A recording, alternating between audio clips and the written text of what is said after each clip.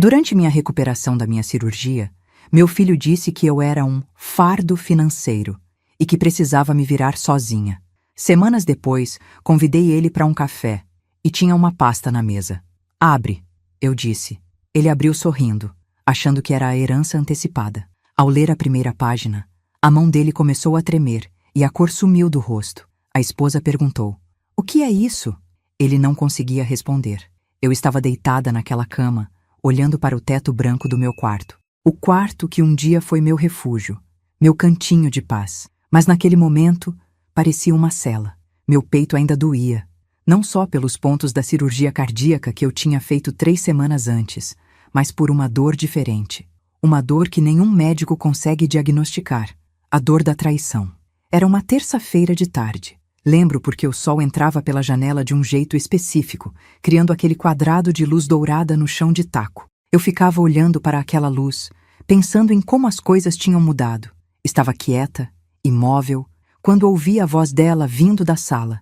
A voz da Fabiana, minha nora. Aquela voz que sempre teve um tom de superioridade mal disfarçada, sabe? Como se ela estivesse fazendo um favor enorme só por estar ali. "A velha vai ter que se virar, amor."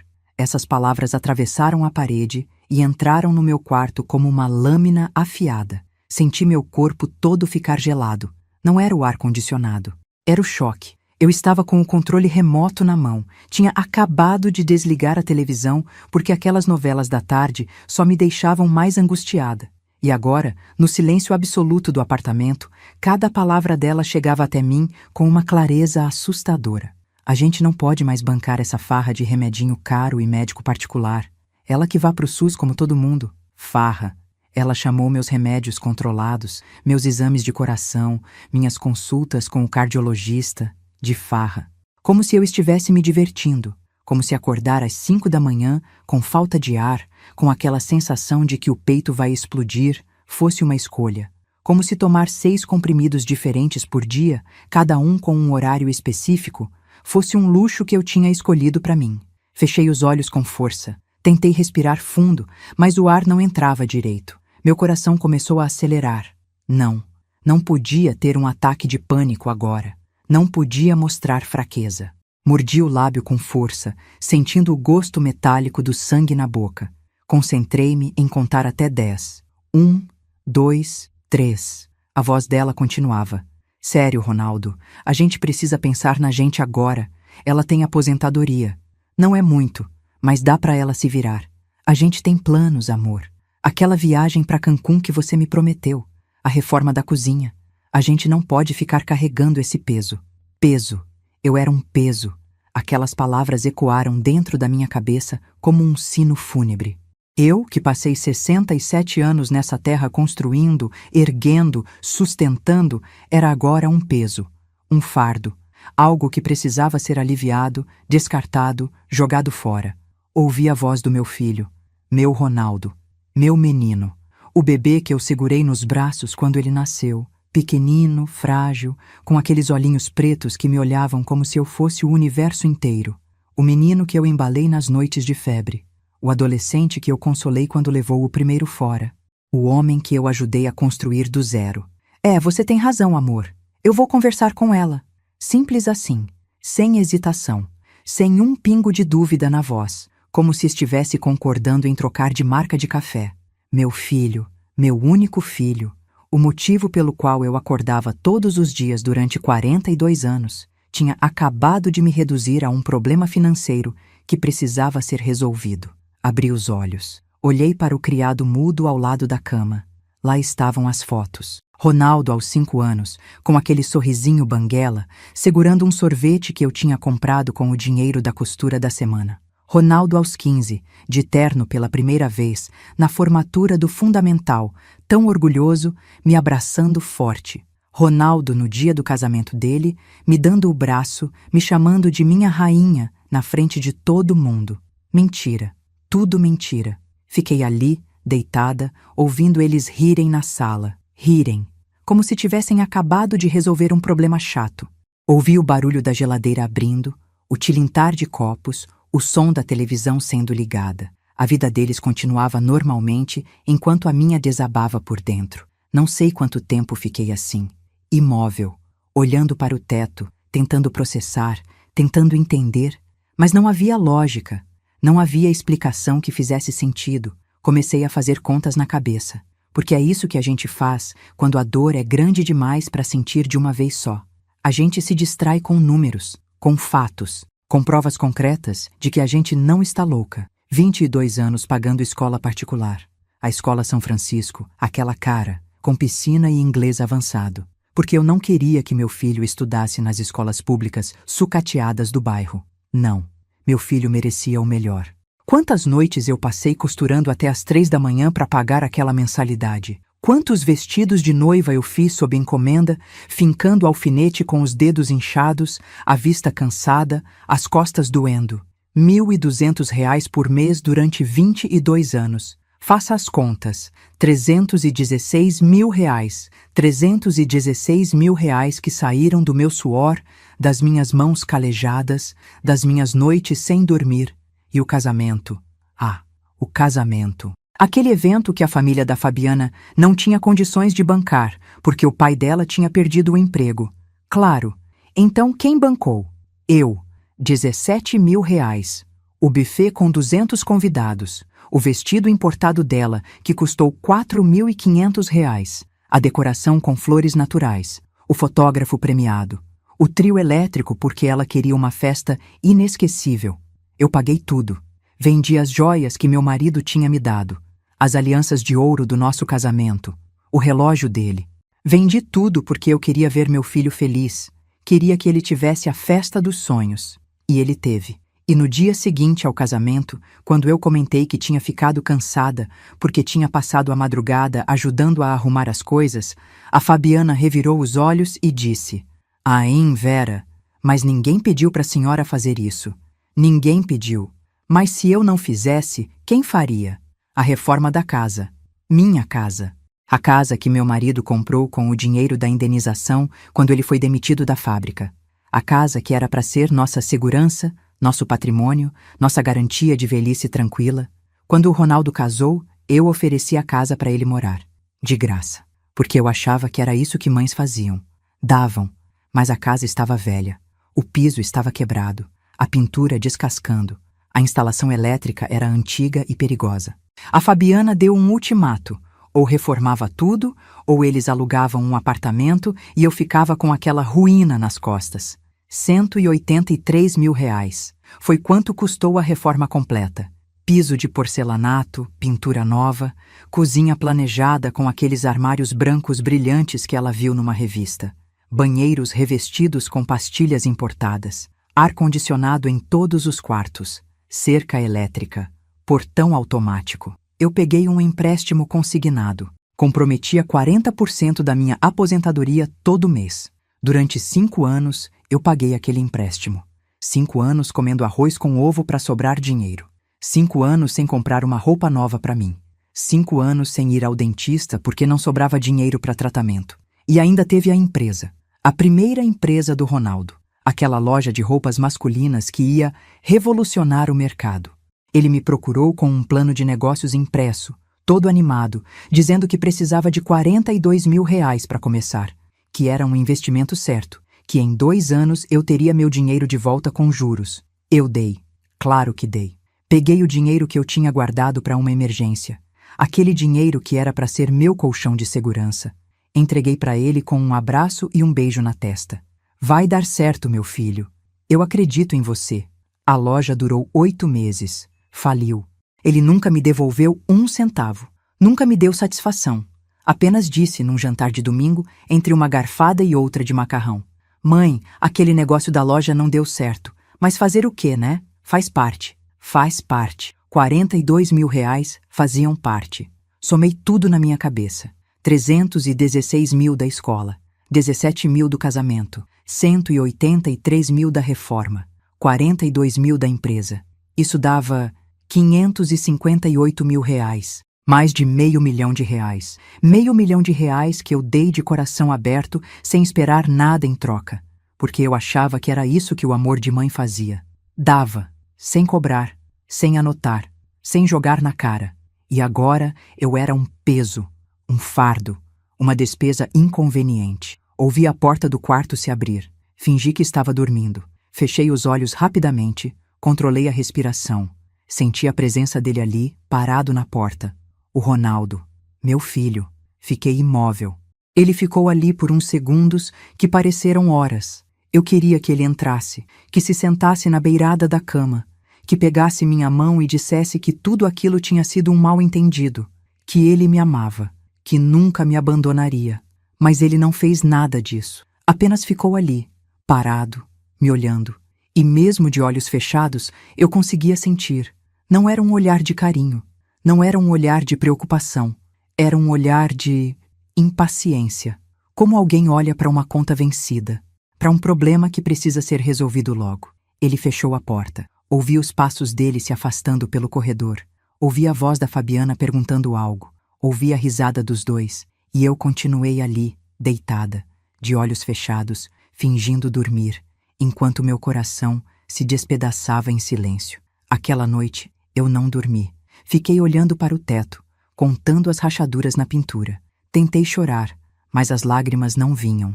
Era como se eu estivesse num estado de choque tão profundo que nem conseguia reagir direito. Meu corpo estava pesado, meus membros formigavam. Sentia como se estivesse flutuando e afundando ao mesmo tempo. Na manhã seguinte, era quarta-feira. Lembro porque era o dia do lixo. Ouvi o caminhão passando na rua às 6:30 da manhã. O barulho metálico da caçamba, os gritos dos garis. A vida lá fora continuava normal. Mas dentro daquele quarto, dentro de mim, tudo tinha parado. Ronaldo entrou no quarto por volta das 8. Estava vestido para trabalhar. Camisa social azul clara, aquela que eu mesma tinha passado a ferro na semana anterior. Calça social preta, sapato engraxado, perfume importado, daqueles caros que a Fabiana tinha dado para ele no aniversário. Ele sentou na beirada da cama, nem me olhou direito nos olhos. Mãe, a gente precisa conversar sobre finanças. Finanças. Não sobre como eu estava me sentindo, não sobre minha recuperação, não sobre se eu tinha dormido bem ou se estava com dor. Finanças. A senhora tá dando muito gasto. Gasto. Eu era um gasto. Não uma mãe. Não uma pessoa. Um gasto. Remédio, consulta, exame. Ele falava como se estivesse lendo uma lista de supermercado, com aquele tom monótono, distante, frio. Eu e a Fabi temos nossos compromissos, entende? Compromissos. Viagem para Cancún, reforma da cozinha, carro novo. Esses eram os compromissos. Eu não estava na lista. A senhora vai precisar aprender a se virar sozinha. Se virar sozinha. Eu que tinha me virado sozinha a vida inteira. Eu que tinha criado ele sozinha depois que o pai dele morreu. Eu que tinha trabalhado de sol a sol para dar tudo do bom e do melhor para ele. Eu precisava aprender a me virar sozinha. A senhora tem aposentadoria. R$ 1.400, menos os descontos do empréstimo que eu tinha pegado para reformar a casa dele. Sobrava R$ 900 por mês. R$ 900 para pagar remédio, comida, luz, água, telefone. R$ 900 para sobreviver. Eu fiquei em silêncio. Olhei para ele. Procurei nos olhos dele algum traço do menino que eu conhecia. Mas não encontrei nada. Apenas via um homem de 42 anos, com cabelos começando a ficar grisalhos, barriga de chope, olheiras fundas, me tratando como um problema administrativo. O senhor entende, né, mãe? A gente não pode continuar assim. Assim. Assim como? Cuidando de mim? Retribuindo um pouquinho de tudo que eu fiz? Sendo humano? Ele levantou da cama. Alisou a calça. Olhou para o relógio. Estava atrasado. Tinha coisas mais importantes para fazer do que ter aquela conversa desconfortável com a mãe doente. Eu preciso ir. A gente conversa mais tarde. E saiu. Assim. Jogou aquela bomba no meu colo e saiu. Ouvi a porta da frente batendo. O carro dele ligando. O barulho do motor se afastando rua abaixo. Fiquei ali, sozinha. No silêncio absoluto daquela casa que não era mais minha. Olhei ao redor. As paredes que eu mesma tinha pintado. O guarda-roupa que eu tinha escolhido e montado peça por peça. A cortina que eu tinha costurado à mão, com tecido que comprei em promoção lá no Brás. Nada ali era meu, nem mesmo meu filho. Levantei da cama com dificuldade. As pernas estavam fracas. Ainda não tinha me recuperado totalmente da cirurgia. Caminhei até o banheiro. Olhei no espelho. Quem era aquela mulher me encarando? Cabelos brancos desgrenhados, Olhos fundos, vermelhos de tanto não dormir, pele pálida, rugas profundas ao redor da boca. Parecia que eu tinha envelhecido 10 anos numa noite. Sentei no vaso sanitário e chorei. Chorei tudo que não tinha chorado na noite anterior. Chorei com soluços altos, aqueles que doem no peito, que cortam a respiração. Chorei até não ter mais lágrimas, até minha garganta doer, até meu corpo todo tremer de exaustão. Quando finalmente consegui me acalmar, lavei o rosto com água fria. Olhei de novo para o espelho e, dessa vez, enxerguei algo diferente. Por baixo daquela aparência de derrota, havia ainda um lampejo, um resquício de força, de dignidade, de raiva. Será que eu ia aceitar aquilo quieta? Será que todo o meu sacrifício valia tão pouco assim? E você? O que você faria no meu lugar? Se fosse você sendo tratado como um peso depois de dar a vida inteira por alguém? Você ia engolir calada ou ia reagir? Deixa aqui nos comentários. Eu quero saber, porque o que aconteceu depois vai te deixar de cabelo em pé. Passei os 3 dias seguintes trancada naquele quarto. Não porque eu estava de repouso médico, mas porque eu não conseguia encarar ninguém. Não conseguia olhar para o Ronaldo sem sentir uma mistura de nojo e dor. Não conseguia ouvir a voz da Fabiana sem sentir vontade de gritar. A Fabiana batia na porta de vez em quando. Vera, a senhora quer almoçar? A voz era doce, quase maternal, como se nada tivesse acontecido, como se ela não tivesse me chamado de fardo 2 dias antes. Eu fingia estar dormindo, ou simplesmente não respondia. Ela deixava um prato na porta, sempre comida fria, sempre sobras do almoço deles. Arroz empedrado, feijão azedo, um pedaço de carne seca, dura. Eu comia porque precisava sobreviver, mas cada garfada descia arranhando a garganta, como se meu corpo estivesse rejeitando não a comida, mas a humilhação de depender daquilo. À noite, ouvia os dois conversando na sala, a televisão ligada alta, risadas, o barulho de copos tilintando. Estavam vivendo normalmente, como se eu não existisse, como se eu já estivesse morta. E talvez, de certo modo, uma parte de mim estivesse. Comecei a ter pensamentos sombrios, pensamentos que me assustavam. Olhava para os meus remédios enfileirados em cima do criado mudo. Eram tantos. Anticoagulante, remédio para pressão, remédio para colesterol, remédio para ansiedade que o médico tinha receitado depois da cirurgia. E se eu tomasse todos de uma vez? Seria rápido? Seria doloroso? Será que alguém sentiria minha falta? Balancei a cabeça com força, tentando espantar esses pensamentos. Não, eu não podia desistir. Não assim. Não por causa deles. Minha mãe não criou uma covarde. Lembrei da minha mãe, Dona Sebastiana. Uma mulher pequena, franzina, que não devia pesar mais de 50 quilos molhada, mas que tinha uma força interior que parecia infinita. Ela ficou viúva aos 32 anos, com 5 filhos pequenos. Meu pai tinha morrido num acidente de trabalho na construção civil. Caiu de um andaime de 6 metros de altura. Não teve pensão, não teve indenização, não teve nada. Minha mãe começou a lavar roupa para os outros. Acordava às 4 da manhã, acendia o fogão a lenha, esquentava a água em latas velhas de tinta, esfregava roupa no tanque até as mãos ficarem em carne viva. Lavava, passava, dobrava, embrulhava em papel de pão. Entregava tudo perfeitamente organizado. Ganhava uma miséria. 5 reais por trouxa, quando 5 reais ainda valia alguma coisa. Mas ela nunca reclamou. Nunca chorou na nossa frente. Nunca disse que estava cansada. Apenas trabalhava, calada, firme, inabalável. Criei meus 5 filhos e nenhum passou fome, ela dizia com orgulho. E era verdade. A gente não tinha luxo, não tinha brinquedo, não tinha roupa da moda, mas tinha comida quente na mesa todos os dias. Tinha um teto sobre a cabeça. Tinha amor. Minha mãe morreu aos 68 anos. De cansaço, o médico disse. O coração dela simplesmente parou de bater numa tarde de quinta-feira. Ela estava estendendo roupa no varal. Sentiu uma tontura. Sentou no chão. E se foi. Assim, em silêncio. Como tinha vivido. Quando eu arrumei as coisas dela depois do velório, encontrei uma caixa de sapatos debaixo da cama. Dentro da caixa havia cartas. Cartas que os filhos dela tinham mandado ao longo dos anos. Cartas de agradecimento. Cartas de Natal. Cartas dizendo o quanto a amavam. Mas nenhum filho estava presente no enterro. Nenhum. Todos tinham compromissos inadiáveis. Apenas eu e 2 vizinhos acompanhamos o caixão até o cemitério. Será que meu destino seria o mesmo? Morrer sozinha, esquecida, descartada como um móvel velho? Não, não podia ser assim. Mas a dor era tão grande, tão profunda. Não era só a traição do Ronaldo e da Fabiana.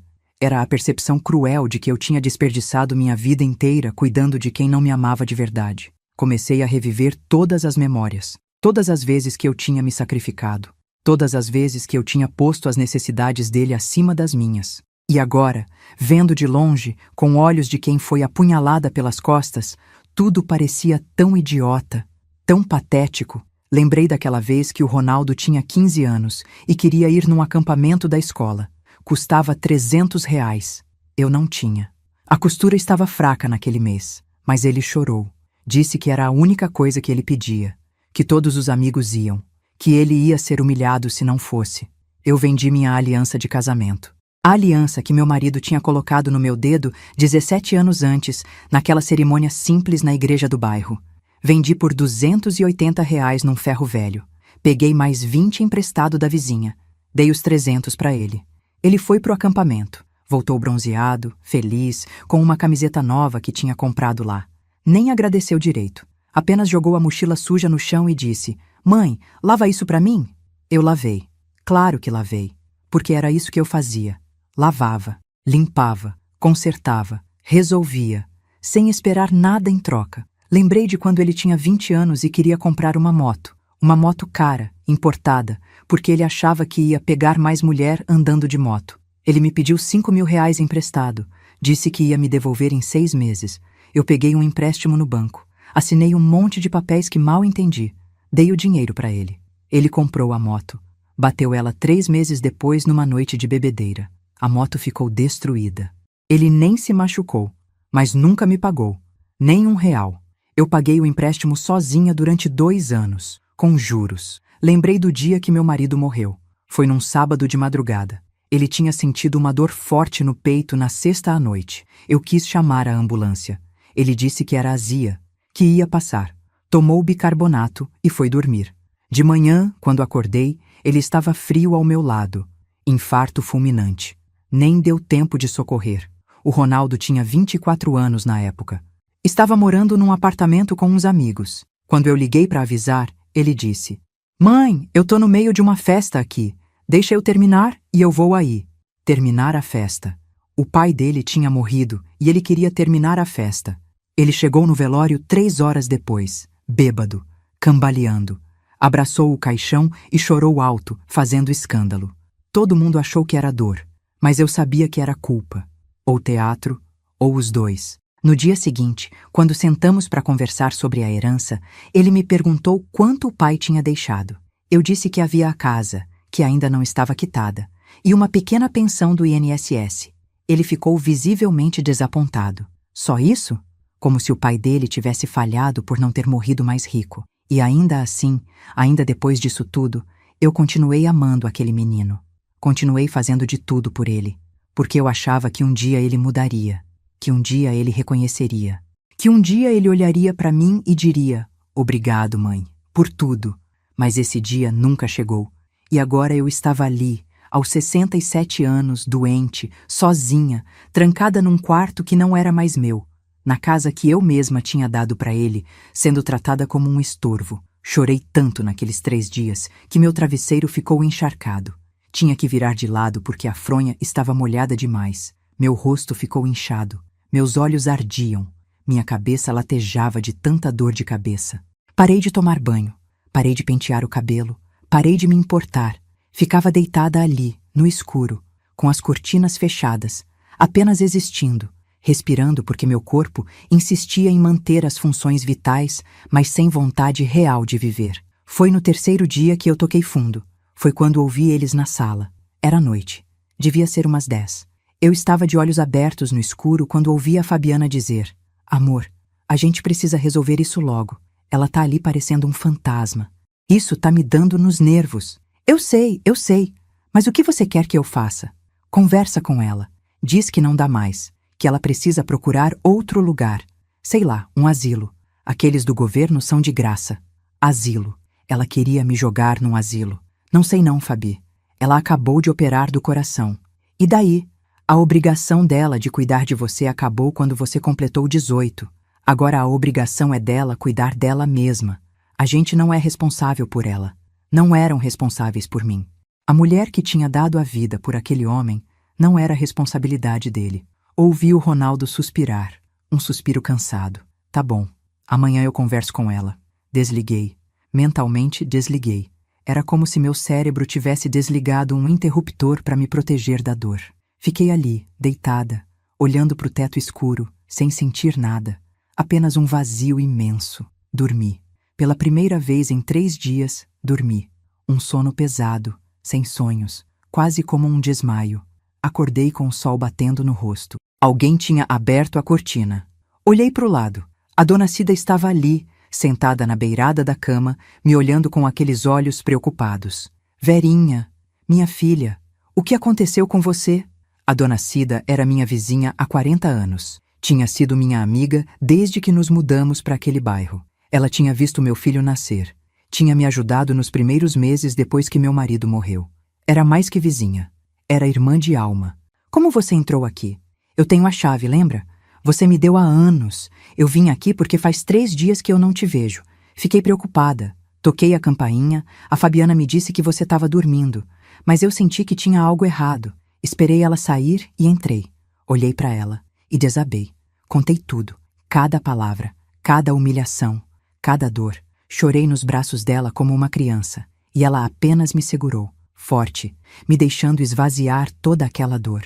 Quando finalmente me acalmei, ela me olhou firme nos olhos. Vera Lúcia Brito, eu conheço você desde que você tinha 27 anos. Eu vi você criar esse menino sozinha. Eu vi você trabalhar feito condenada para dar tudo para ele. E eu vou te dizer uma coisa. Chega. Chega de se humilhar. Chega de chorar. Levanta dessa cama, toma um banho, arruma suas coisas e sai dessa casa. Para onde eu vou, Cida?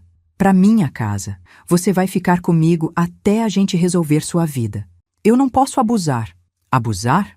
Verinha, quantas vezes você cuidou de mim quando eu tive dengue e fiquei 2 semanas de cama? Quantas vezes você me emprestou dinheiro quando o meu marido bebia todo o salário? Quantas vezes você costurou roupa para os meus netos de graça? Agora é minha vez de retribuir. Levanta. Agora. Ela me ajudou a levantar. Me levou até o banheiro. Abriu o chuveiro. Me colocou debaixo da água quente. E eu fiquei ali, deixando a água lavar não só a sujeira do corpo, mas também um pouco da dor da alma. Quando saí do banho, me senti um pouco mais humana. A dona Cida tinha separado uma roupa limpa para mim. Me ajudou a me vestir, pentear o cabelo. Me olhei no espelho e não vi mais uma derrotada. Vi uma sobrevivente. Arrumamos 2 malas com minhas roupas, meus documentos, minhas coisas pessoais, fotos antigas, a caixa de costura que tinha pertencido à minha mãe. Quando estávamos saindo, a porta da frente se abriu. O Ronaldo parou na porta, surpreso. Olhou para as malas, olhou para mim, olhou para a dona Cida. Mãe, o que a senhora está fazendo? Minha voz saiu mais firme do que eu esperava. Fazendo o que você pediu, filho, me virando sozinha. Ele ficou sem graça, balbuciou alguma coisa. Não, mãe, não é assim. Eu não quis dizer. Quis sim. E tudo bem. Eu entendi a mensagem. Eu sou um peso, um fardo. Então vou tirar esse peso das suas costas.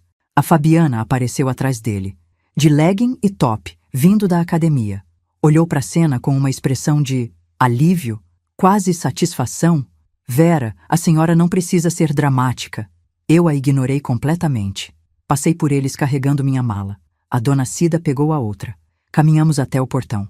Não olhei para trás. Quando entramos no apartamento da dona Cida, que ficava a 3 quarteirões dali, sentei no sofá e respirei fundo. Pela primeira vez em dias, senti que conseguia respirar de verdade. Pronto, Verinha. Agora você vai ficar aqui comigo. Esse quartinho do fundo é seu. E não aceito não como resposta. Cida, eu não sei como agradecer. Para de agradecer e vem tomar um café. Eu fiz aqueles pãezinhos que você gosta. Sentamos na cozinha dela. Uma cozinha pequena, com uma mesa de fórmica amarela que devia ter uns 30 anos. Mas era aconchegante. Cheirava a café fresco e pão quentinho. A dona Cida colocou manteiga, requeijão, geleia de goiaba na mesa. Eu peguei um pão. Mordi. E pela primeira vez em dias, a comida tinha gosto, tinha vida. Agora me diz uma coisa, Verinha. O que você vai fazer? Não sei. Não tenho dinheiro. Minha aposentadoria mal dá para sobreviver. Não tenho onde morar. Não tenho nada. Você tem suas mãos. Você tem sua cabeça. Você tem sua dignidade. E isso é mais do que aqueles dois lá têm junto. Nos dias seguintes, comecei a renascer. Devagar. Como uma planta que foi pisoteada, mas que insiste em brotar de novo. A dona Cida tinha uma máquina de costura antiga na despensa. Eu limpei, oleei, ajustei. Comecei a costurar de novo. Fazia máscaras de tecido para festas infantis. Vendia em grupos do Facebook com a ajuda da neta da Cida, que tinha 18 anos e entendia de internet. Cobrava R$ 15 por máscara. Fazia umas 20 por semana. R$ 300. Não era muito, mas era meu. Dinheiro limpo. Dinheiro do meu trabalho. E isso me dava uma satisfação que eu não sentia há anos. Comecei a me arrumar de novo. Pintei o cabelo. Fiz as unhas. Comprei um batom vermelho numa farmácia.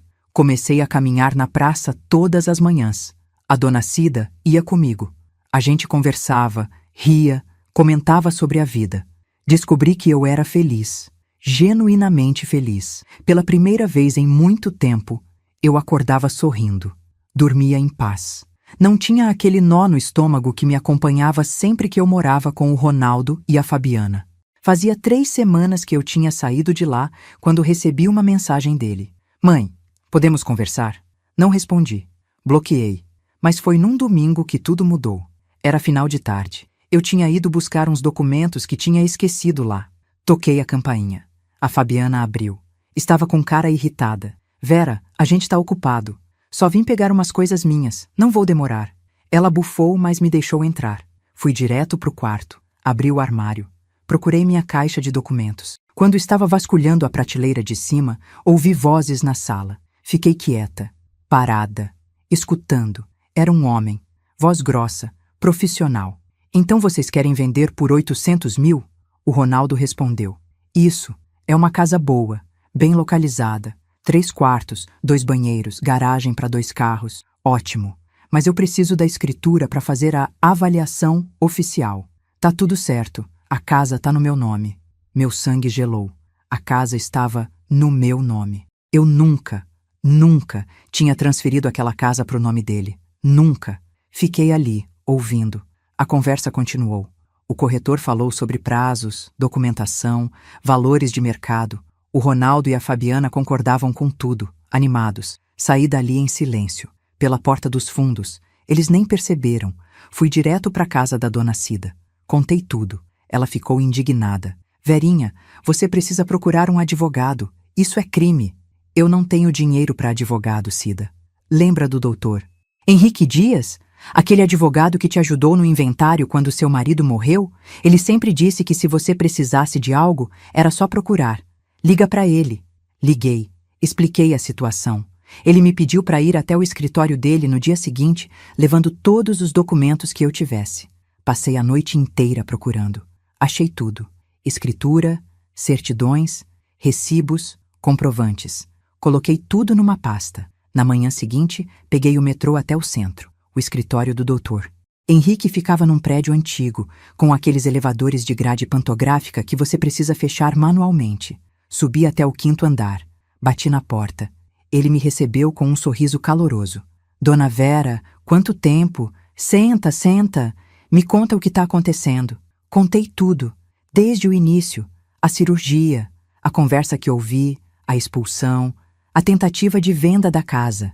Ele foi anotando tudo num bloquinho amarelo. Quando terminei, ele se recostou na cadeira e suspirou. Dona Vera, vou ser direto com a senhora. Se a casa está realmente no seu nome e eles estão tentando vender sem seu consentimento, isso é fraude. A gente precisa verificar a situação da escritura. Vamos até o cartório? Fomos. O cartório ficava a 3 quarteirões dali. Entramos naquele ambiente frio, com cheiro de papel velho e mofo. O atendente nos recebeu com uma cara de tédio típica de funcionário público. Nome completo da proprietária? Vera Lúcia Brito. Ele digitou no sistema. Esperamos. Meu coração batia forte. Finalmente, ele virou a tela para o Dr. Henrique. Tá aqui. Imóvel registrado em nome de Vera Lúcia Brito desde 2003. Alívio. A casa ainda era minha. Mas aí o Dr. Henrique viu algo na tela que o fez franzir a testa. Pera, tem um ônus aqui. O quê? Um ônus. Significa que tem uma dívida atrelada ao imóvel. Um empréstimo. O atendente clicou em mais detalhes. E lá estava. Um empréstimo de R$ 450 mil, usando minha casa como garantia. Assinado há 6 meses. Senti o chão sumir debaixo dos meus pés. Mas eu nunca assinei isso. O Dr. Henrique pediu uma cópia autenticada de todos os documentos. Saímos de lá com um envelope grosso. No táxi de volta para o escritório dele, ele abriu os papéis, analisou. Depois me mostrou. Olha aqui, dona Vera. Essa aqui é a sua assinatura? Olhei. Era meu nome. Vera Lúcia Brito. Mas a letra não era minha. Era uma imitação. Tosca. Meu B tinha uma curvatura específica que eu sempre fazia desde criança. Aquela assinatura não tinha. Não, essa assinatura não é minha. Ele olhou para mim com seriedade. Então, dona Vera, seu filho cometeu um crime gravíssimo, falsificação de documento, estelionato. A senhora quer processar? Pensei. Respirei fundo. Senti uma mistura de tristeza e raiva. Ainda não. Primeiro eu quero entender exatamente o que ele fez. Quanto ele roubou de mim. E aí eu decido. Certo. Vamos precisar de tempo para levantar tudo. Cada centavo que a senhora gastou com ele ao longo dos anos. Cada transferência. Cada pagamento. A senhora tem esses registros? Tenho. Eu sempre guardei tudo. Voltei para casa da dona Cida com uma missão. Vasculhei cada canto. Encontrei caixas e mais caixas de documentos. Recibos de escola. Notas fiscais da reforma. Comprovantes de transferência bancária. Contratos da empresa que faliu. Levei tudo para o Dr. Henrique. Ele ficou 2 semanas organizando. Montou uma planilha completa. Quando me chamou para o escritório de novo e colocou aquele documento na minha frente, senti um arrepio. Total investido em Ronaldo Brito entre 2003 e 2024. R$ 564.700. Mais de R$ 500.000. Mais de R$ 500.000 que eu tinha dado para ele. De coração aberto. Sem esperar nada em troca. E agora ele tinha roubado minha casa. Falsificou minha assinatura. Pegou quase R$ 500.000 de empréstimo fraudulento. Olhei para aqueles números e senti algo mudar dentro de mim. Não era mais dor. Não era mais tristeza. Era fúria. Fria. Calculada. Justa. Dr. Henrique, eu quero que ele pague. Não quero dinheiro. Quero que ele sinta o que eu senti. Quero justiça. Ele sorriu.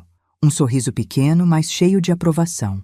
Então vamos preparar tudo. Quando a senhora quiser, a gente executa. Passamos 1 mês planejando, reunindo provas, fotografando documentos, gravando conversas. A dona Cida teve uma ideia brilhante de eu fingir que queria fazer as pazes e gravar a conversa inteira onde ele admitia ter usado a casa como garantia, porque sabia que eu não ia precisar dela mesmo. Descobri mais coisas. A Fabiana estava tendo um caso com um médico há 8 meses. Tinha fotos no Instagram dela em restaurantes caros com o tal médico, sempre quando o Ronaldo estava viajando a trabalho. Descobri que a empresa dele estava devendo 3 meses de aluguel, que o carro importado estava financiado e ele já estava com 2 parcelas atrasadas, que eles estavam afogados em dívidas, por isso queriam vender minha casa. Era o último recurso deles, e iam me jogar num asilo para conseguir. Chegou a hora de acertar as contas. Mandei uma mensagem para o Ronaldo. Curta, direta. Filho, podemos conversar? Estou com saudades. Vamos tomar um café? Ele respondeu em 5 minutos. Claro, mãe. Que bom que a senhora entrou em contato. Onde? Marquei numa padaria chique perto do escritório dele. Uma padaria com toalhas de mesa, garçons de gravata, pães artesanais de R$ 20. O tipo de lugar que ele gostava de frequentar para se sentir importante. Cheguei 15 minutos antes. Sentei numa mesa do canto. Coloquei a pasta preta em cima da mesa. Estava pesada, cheia de documentos, cheia de verdades. O Dr. Henrique estava sentado numa mesa do outro lado do salão, de costas para mim, fingindo ler um jornal, mas atento a tudo. Eles chegaram. Ronaldo e Fabiana. Ele de terno, ela de vestido justo, maquiagem exagerada, os 2 sorridentes, falsamente felizes de me ver. Mãe! Que bom te ver! O Ronaldo me deu um abraço rápido, daqueles abraços protocolares, sem afeto real. A Fabiana beijou meu rosto. O perfume dela era enjoativo, doce demais, artificial. Sentaram. O garçom veio. Pediram café expresso, croissant, suco detox. Eu pedi apenas um café preto. E então, mãe, como a senhora tá? Bem. Muito bem, na verdade. Estou morando com a dona Cida. Voltei a costurar, ganhando meu dinheiro, me virando sozinha como você pediu. Ele ficou sem graça. Mãe, sobre aquilo, eu não quis dizer daquele jeito. Não precisa explicar. Eu entendi perfeitamente. Empurrei a pasta para ele. Abre. Ele olhou para a pasta. Olhou para mim. Hesitou. Vai. Abre. Ele abriu. A primeira página era o título, em letras garrafais. Planilha de valores investidos em Ronaldo Brito, 2003 a 2024. Vi a cor sumir do rosto dele. Ele começou a ler. A mão começou a tremer. Virou a página, e outra, e outra. A Fabiana se inclinou. O que é isso, amor? Ele não conseguia falar. Apenas lia, página por página. Cada recibo, cada comprovante, cada nota fiscal. Tudo ali. Tudo documentado. Tudo autenticado. 316 mil reais em escola particular, 17 mil reais no casamento dele, 183 mil reais na reforma da casa, 42 mil reais na empresa falida, 6.700 reais em diversos empréstimos que nunca foram pagos. Total, 564.700 reais. Virou mais uma página. Era a cópia da escritura da casa, no meu nome, com um carimbo vermelho enorme. Ônus. Empréstimo fraudulento. Assinatura contestada em juízo. A Fabiana arrancou a pasta da mão dele. Leu. Ficou branca. Que história é essa de empréstimo fraudulento? O Ronaldo engoliu seco. Suava. As mãos tremiam tanto que derrubou a xícara de café. O líquido escuro se espalhou pela toalha branca. Ninguém se moveu para limpar. Eu me inclinei para frente. Falei baixo, mas cada palavra saiu como uma lâmina afiada. Eu sei de tudo, Ronaldo. Sei que você falsificou minha assinatura. Sei que pegou um empréstimo de 450 mil reais usando minha casa como garantia. Sei que vocês estavam planejando me internar num asilo barato para poder vender minha casa e embolsar o dinheiro. Sei que vocês me chamaram de fardo, de peso, de gasto desnecessário. Deixei o silêncio pesar. A Fabiana tentou falar. Eu levantei a mão. Agora você vai escutar. Calada. Ela fechou a boca, furiosa, mas sem coragem de enfrentar. Você tem duas opções, Ronaldo. Primeira opção. Eu entro com processo criminal por falsificação de documento, estelionato, apropriação indébita e tentativa de fraude contra idoso. Você perde seu emprego, seu CPF fica sujo e passa uns 5 a 7 anos explicando tudo isso para o juiz e para o seu chefe. E para as suas futuras entrevistas de emprego, quando tentar reconstruir sua vida depois de sair da cadeia. Vi ele empalidecer ainda mais, se é que isso era possível. Segunda opção, você assina aqui. Coloquei na mesa outro documento que tirei da bolsa. Na frente do Dr. Henrique Dias, meu advogado. Apontei para a mesa ao lado, onde o doutor já estava se levantando e vindo na nossa direção. Uma confissão de dívida no valor de 564.700 reais. Você renuncia formalmente a qualquer direito, atual ou futuro, sobre minha casa e sobre qualquer herança que eu venha a deixar. E você sai da minha vida, para sempre. O Dr. Henrique se sentou na nossa mesa. Colocou uma caneta Montblanc em cima do documento. Aquela caneta cara, pesada, que dava um ar oficial a tudo. A Fabiana explodiu. Você tá louca, velha! Isso é chantagem! Isso é abuso! Você não pode fazer isso com seu próprio filho! Olhei para ela, sem piscar. Minha voz saiu fria como gelo. Não, minha filha. Chantagem foi me chamar de fardo enquanto eu me recuperava de uma cirurgia no coração. Chantagem foi planejar me internar num asilo contra minha vontade. Chantagem foi falsificar minha assinatura e roubar minha casa. Isso aqui não é chantagem, isso é justiça. O Ronaldo tentou argumentar. A voz saiu fraca, trêmula. Mãe, eu precisava do dinheiro. A empresa tá mal. Eu ia te pagar de volta. Com o dinheiro da venda da minha casa? Depois de me jogar no asilo? Minha voz subiu um pouco. Algumas pessoas nas mesas ao redor começaram a olhar. Eu não me importei. Você ia me pagar de volta como pagou os 42 mil da primeira empresa? Como pagou os 6 mil que emprestou em diversas ocasiões? Quando, Ronaldo? Em que século? Ele baixou a cabeça, envergonhado, derrotado. Você tem 5 minutos para decidir. Depois disso, eu me levanto dessa mesa e vou direto para a delegacia. E aí, meu filho, você vai conhecer um lado da justiça que nenhum dinheiro do mundo vai conseguir comprar. O doutor Henrique olhou para o relógio ostensivamente. 4 minutos e 40 segundos. A Fabiana levantou da mesa. Eu não vou ficar aqui ouvindo essas loucuras. Vamos embora, Ronaldo. Ele não se mexeu. Ronaldo, vamos. Ele olhou para ela. Depois olhou para mim. Depois para os documentos. Depois para o doutor Henrique. Pegou a caneta. Assinou. Assinou cada página, cada parágrafo, cada linha. Reconhecendo a dívida. Renunciando aos direitos, confessando a fraude. A Fabiana ficou ali de pé, boquiaberta. Você não vai assinar isso. Você não vai. Ele já tinha assinado tudo. O doutor Henrique recolheu os documentos, colocou tudo numa pasta. Sorriu educadamente. Obrigado, senhor Ronaldo. Tudo será protocolado amanhã cedo. Tenha um bom dia. A Fabiana explodiu, gritou. Chamou o Ronaldo de fraco, de frouxo, de capacho. Disse que não acreditava que ele tinha se deixado manipular por aquela velha amargurada. Pegou a bolsa e saiu. Bateu o pé tão forte que o salto fino dela ficou preso numa fresta do piso de madeira. Ela quase caiu. Saiu mancando, furiosa. O Ronaldo ficou ali, sentado, parecendo ter envelhecido 10 anos em 10 minutos. Olhou para mim.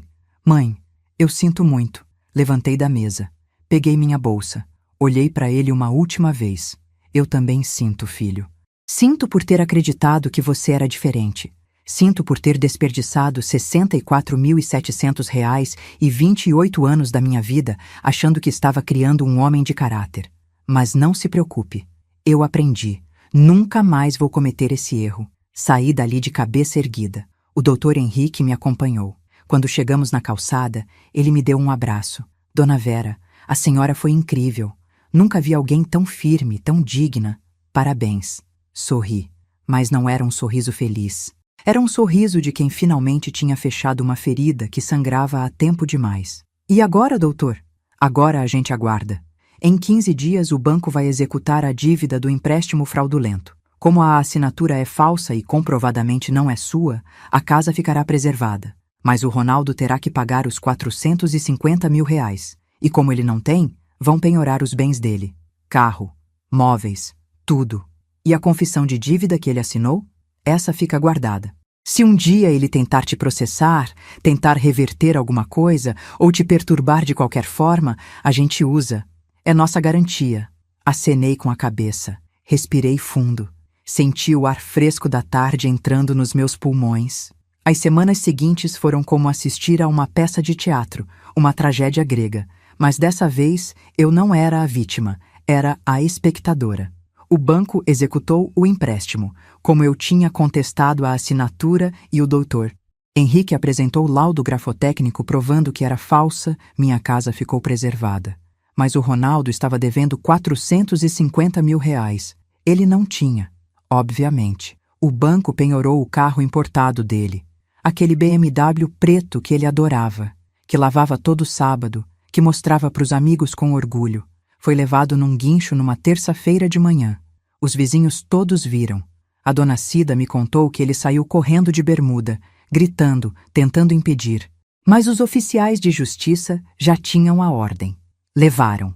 O carro foi leiloado. Pagou 120 mil da dívida. Ainda faltavam 330 mil. Penhoraram os móveis. A sala de estar com aquele sofá de couro italiano que custou 22 mil. A mesa de jantar de madeira maciça, a cama king size com colchão importado, a TV de 70 polegadas. Tudo foi num caminhão de mudança. A dona Cida viu tudo da janela dela. Disse que a Fabiana estava na calçada, chorando, gritando que aquilo era um absurdo, uma injustiça. Justiça. Ela não sabia o significado dessa palavra. 3 dias depois, a Fabiana pediu divórcio. Descobri porque a neta da dona Cida, que conhecia uma amiga da prima da Fabiana, você sabe como são as redes de fofoca de bairro, me contou que ela já estava namorando há meses um médico cirurgião plástico, rico, com consultório em Moema, com casa na praia. Ela já tinha plano B, sempre teve. O Ronaldo era só um degrau, e quando o degrau quebrou, ela pulou fora. O divórcio saiu em 45 dias. Ela ficou com nada porque tinham casado em separação de bens, por insistência dela mesma, ironia das ironias. Mas ela também não quis nada. Só queria o nome dela limpo e a liberdade para casar com o médico. Soube que o Ronaldo teve que sair da casa. Minha casa. Aquela que eu dei para ele morar. Porque o banco bloqueou tudo até a dívida ser resolvida. Ele foi morar num apartamento alugado na Zona Leste. Um apartamento de 1 quarto e sala. Sem garagem, sem portaria. Nada daqueles luxos que ele tinha se acostumado. A dona Cida encontrou com ele no mercado uma vez. Disse que ele estava empurrando um carrinho com pão, mortadela, arroz e feijão. Nada de queijos importados, nada de vinhos, nada de salmão fresco. Pão e mortadela. A ironia era deliciosa. Ela disse que ele abaixou a cabeça quando viu ela. Fingiu que não reconheceu. Passou reto, com vergonha. Enquanto isso, eu estava renascendo. Vendi minha casa. Coloquei à venda assim que todo o processo do empréstimo fraudulento foi encerrado e minha propriedade foi oficialmente preservada e limpa de qualquer ônus. Vendi por R$920 mil. Uma senhora aposentada, professora, pagou à vista. Queria um lugar tranquilo para morar perto dos filhos. Com esse dinheiro, comprei um apartamento em Moema. 2 quartos, varanda com sol da manhã, vista para uma pracinha arborizada. Quitado, todo meu, sem dívida, sem peso, sem fantasmas do passado. Gastei 200 mil no apartamento, sobrou 720 mil. Investi num fundo de renda fixa conservador que o gerente do banco me recomendou. Rendimento de 0,75% ao mês. Fiz as contas. Dava R$4.700 por mês, mais ou menos. Somando com minha aposentadoria de R$1.400, eu tinha R$6.100 por mês. Limpo. Sem precisar trabalhar. Sem precisar pedir nada para ninguém. Pela primeira vez na vida, aos 67 anos, eu era financeiramente independente. Mobiliei meu apartamento com simplicidade. Não precisava de sofá de couro italiano. Comprei um sofá bege confortável numa loja de departamento. Uma mesa de jantar de 4 lugares. Uma cama box casal boa, com colchão ortopédico para as minhas costas que reclamavam. Cortinas claras, plantas na varanda. A dona Cida me ajudou a decorar. Colocamos quadros nas paredes. Fotos antigas, fotos da minha mãe. Do meu marido. Do Ronaldo criança. Sim, guardei algumas. Ainda era meu filho, afinal, apesar de tudo. Mas nenhuma foto dele adulto. Nenhuma foto dele com a Fabiana. Aquela fase da minha vida tinha acabado. Comprei uma máquina de costura nova, daquelas modernas, com ponto overlock embutido. Continuei fazendo máscaras. Não por precisar, mas porque gostava. Me mantinha ocupada. Me dava propósito. Voltei a viajar. Algo que eu não fazia havia décadas. Fui para Bahia, Salvador. Fiquei numa pousada simples em Itapuã. Caminhei na praia descalça. Comi acarajé. Tomei água de coco. Assisti o pôr do sol sentada na areia. Chorei. Mas não de tristeza. De alívio. De liberdade. Eu tinha 67 anos e estava finalmente vivendo para mim. Em janeiro fui para o Nordeste, Natal, Porto de Galinhas. Lugares que eu sempre quis conhecer, mas nunca tive dinheiro porque estava sempre gastando com as necessidades dos outros. Agora eu podia. E estava fazendo. Fiz amigas novas. Num grupo de crochê que frequentava às quartas-feiras na biblioteca do bairro. Mulheres da minha idade. Viúvas, divorciadas, solteiras. Cada uma com sua história de luta, de superação, de renascimento. A gente conversava, ria, trocava receitas, reclamava das dores nas juntas. Era bom, era leve, era real. 3 meses depois de tudo, recebi uma mensagem do Ronaldo. Mãe, podemos conversar? Olhei para a mensagem. Respirei fundo. Senti nada. Nem raiva, nem tristeza, nem saudade. Apenas um vazio onde antes havia uma ferida. Pensei em responder. Pensei em perguntar como ele estava. Pensei em oferecer ajuda, porque mãe é mãe, né? Esse instinto não morre fácil. Mas então lembrei. Lembrei de como ele me olhou naquele quarto depois da cirurgia. Com impaciência. Como quem olha para um problema. Lembrei da voz da Fabiana chamando meus remédios de farra. Lembrei de ser chamada de peso. Lembrei da sensação de ser descartável. Bloqueei o número. Algumas semanas depois, ele apareceu na portaria do meu prédio. O porteiro me ligou. Dona Vera, tem um senhor aqui dizendo que é seu filho. Deixo subir? Não. Diga que eu não estou. Mas ele disse que é urgente. Não estou. Ouvi a voz do Ronaldo ao fundo. Mãe, por favor, só quero conversar 5 minutos. Diga que eu saí e que não sei quando volto. Desliguei. Olhei pela janela. Lá embaixo, o vi saindo do prédio, andando devagar, cabisbaixo, mais magro, mais velho, mais cansado. Senti uma pontada, pequena, no coração, mas não cedi. Algumas pontes, quando queimadas, não podem ser reconstruídas, ou não devem. Meses se passaram. Entrei numa rotina boa. Acordava cedo, fazia meu café, tomava na varanda vendo os passarinhos, caminhava na praça, costurava, assistia minhas novelas, conversava com a dona Cida, ia para os encontros do grupo de crochê. Conheci um senhor, seu Antônio, viúvo, 72 anos, ex-bancário aposentado, educado, gentil, engraçado. Nos conhecemos num passeio que o grupo de crochê organizou para um museu. Começamos a conversar. Descobrimos que morávamos perto. Ele começou a me convidar para caminhar junto de manhã, depois para tomar um café, depois para ir no cinema. Não era romance. Não ainda. Talvez nunca fosse. Mas era companhia, era carinho, era alguém que me olhava como uma pessoa, não como uma obrigação, não como um peso. Era alguém que dividia a conta no restaurante sem eu precisar pedir. Que segurava minha mão ao atravessar a rua não porque eu precisava, mas porque queria. Que ria das minhas piadas, que me escutava de verdade. Era bom, simples. E depois de tanto caos, simples era tudo o que eu precisava. 1 ano depois de tudo, a dona Cida me contou que viu a Fabiana no shopping, grávida, barrigona de 7, 8 meses, de mãos dadas com o médico, rindo, feliz. Senti nada, nem raiva, nem inveja, nem satisfação pelo fim do casamento dela com meu filho, apenas indiferença. Ela tinha seguido a vida dela, eu tinha seguido a minha. Quanto ao Ronaldo, soube por terceiros que ele estava trabalhando numa empresa menor, cargo inferior, salário menor, morando naquele apartamento simples, sozinho. Dizem que ele pergunta sobre mim, para as pessoas que nos conhecem, como minha mãe está, mas nunca vem falar comigo diretamente, porque ele sabe que queimou a ponte, sabe que não há volta. Algumas pessoas me perguntam se eu não sinto falta, se não penso em perdoar. Afinal, é meu filho, sangue do meu sangue. Eu respondo sempre a mesma coisa. Eu perdoei, mas perdoar não significa voltar. Perdoar significa não carregar mais o peso do rancor. Mas também não significa reabrir a porta para quem já provou que não merece estar lá dentro. Hoje, sentada aqui na minha varanda, com meu café quentinho, olhando o sol nascendo sobre a pracinha, eu penso em tudo o que aconteceu. Penso na mulher que eu era, aquela que se anulava, que dava tudo, que aceitava migalhas de afeto em troca de montanhas de sacrifício.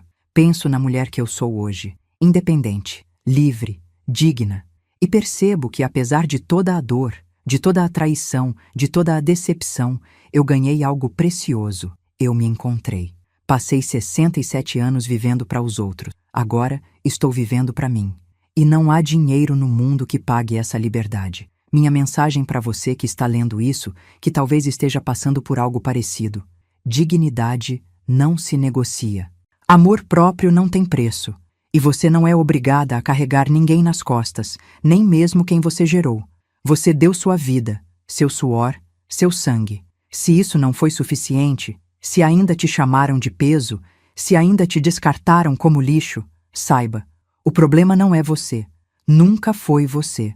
Levanta, sacode a poeira, arruma suas malas e sai, porque do outro lado da dor existe uma versão sua que você ainda não conhece. Uma versão mais forte, mais sábia, mais livre. E essa versão está esperando você ter coragem de deixar para trás quem não te merece. Eu deixei. E hoje, pela primeira vez em décadas, eu durmo em paz. Meu nome é Vera Lúcia Brito. Tenho 68 anos. E eu sobrevivi. Mais que isso, eu venci. Se essa história tocou você de alguma forma, Se você conhece alguém que está passando por uma situação parecida, ou se você simplesmente acredita que histórias de recomeço e dignidade merecem ser ouvidas, compartilhe esse vídeo. E se você ainda não é inscrito no canal, clica nesse botão de inscrever-se, porque toda semana eu trago histórias reais de mulheres reais que se reergueram. E olha, tá vendo essa história que tá passando aí na sua tela agora? Clica nela, porque se a minha história te impactou, essa próxima vai te deixar ainda mais emocionado.